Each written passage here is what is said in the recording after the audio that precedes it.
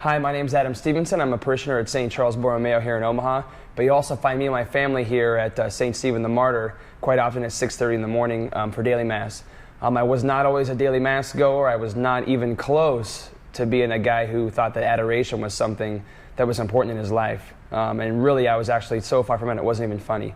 To me, when it came down to conversations with God, it was something that I was listening to, something that I was reading, something that was really impacting my focus, my eyes, my mouth, my ears, something that I could really grab onto.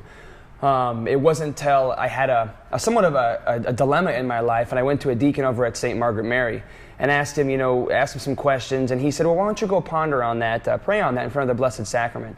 And I had no idea what he was saying. I was not even close to this kind of thing in my life where I would go and sit in silence. Silence to me was so foreign as a millennial. Noise is what I'm familiar with. So I gave it a shot. I went into the big church at St. Margaret Mary and just knelt down in front of the tabernacle, and nothing miraculous happened. It wasn't like I got some private revelation or anything like that.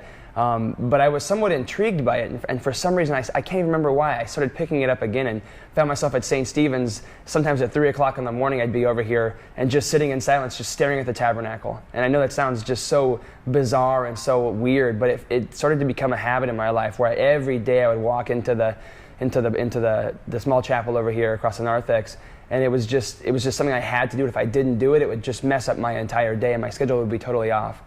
One of the greatest times I ever had in adoration was it almost seems like a weird time, but it was during Lent, last Lent. It was during Holy Week, and I came in on Holy Thursday. I did my adoration in the morning, and it was great, like always, just that good time with the Lord that I needed. And then I came in on Good Friday, and all of a sudden, the tabernacle was popped wide open, and there was no Jesus to be found.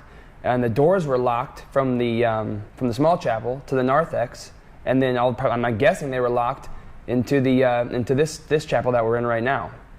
And I was just perplexed. I couldn't believe it. It was like I was a disciple. I'm sitting in the adoration chapel with my friend Jesus, who I thought I was going to be spending time with, but he was taken from me, and he was across the narthex, and I couldn't even get to him. So it was like I was a disciple. And I was standing there and couldn't even get to my Lord, the guy that I knew was God, the guy that I had seen do so many miracles in my own life. I couldn't get to him. And it was at that time that I realized that I was really hooked on this adoration thing, and I needed it in my life, and I've continued to do so since then. So I got to tell you, if you're struggling with something in your life, if you've got problems, just take it to the adoration chapel. Go in there, listen to what Jesus wants to tell you. If things are going great in your life, go in there and thank him. He just wants to spend time with you. He knows that you need it more than you know that you need it. So I'm telling you here, you need it. Go spend some time in the adoration chapel.